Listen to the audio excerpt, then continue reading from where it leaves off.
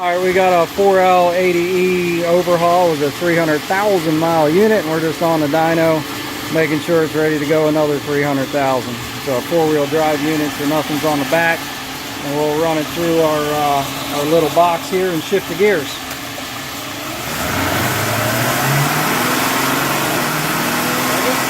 Third, fourth, lock up.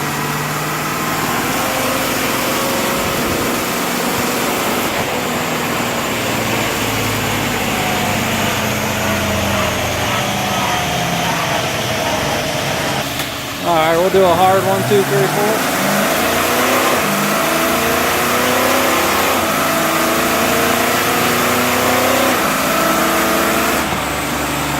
It was 4,000 RPM and then up to 3,500 in overdrive.